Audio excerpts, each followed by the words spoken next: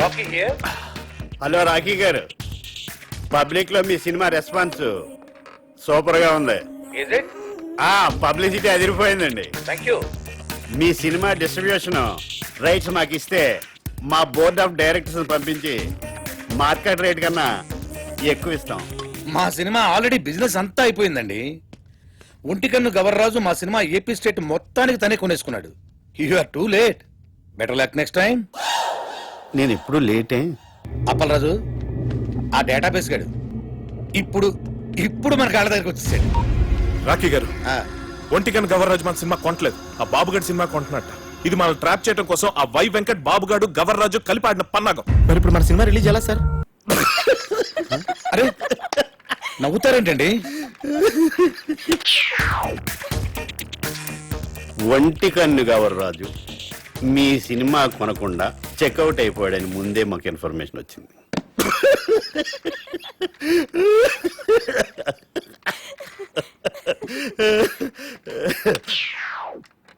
ఆయన కొన్న సినిమా మేము కొని రిలీజ్ చేయాలంటే స్టేట్లో 70%, ఓవర్సీస్లో 80% షేర్ మాకు కావాలి. ఇది నిజంగా blackmail sir. This is blackmail. Cinema అంటేనే చీటింగ్.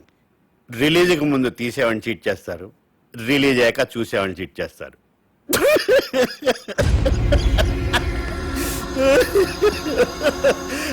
సరే, అది పక్కన పెట్టండి. మేం తప్ప మీ సినిమాని ఎవ్వరూ రిలీజ్ చేయలేరు. మా బోర్డ్ ఆఫ్ డైరెక్టర్స్ వచ్చి మీ సినిమాని ఫ్రీగా ఇస్తేనే రిలీజ్ చేస్తామని ఓ మాట చెప్పకముందే మీరు డెసిషన్కి వచ్చి రేట్ చెప్పండి. సార్, సంక్రాంతికి మన సినిమా రిలీజ్ అవ్వాలంటే ఏదో చెప్పండి సార్. ఒప్పుకోండి సార్, ప్లీజ్ సార్. సార్, సంక్రాంతికి రిలీజ్ చేస్తే బాగుంటుందేమో అండి. సారీ సార్, సంక్రాంతి రిలీజ్ చేయలేం. సమ్మర్ హాలిడేస్కి ఓకే. సంక్రాంతి ప్రాబ్లం ఏంటి సార్? బాబు, వై వెంకట్ కాంబినేషన్లో వచ్చే సినిమా మీద మీ సినిమా రిలీజ్ చేయడం కంటే సంతలో నెగిటివ్ అమ్ముకోవటం బెటర్.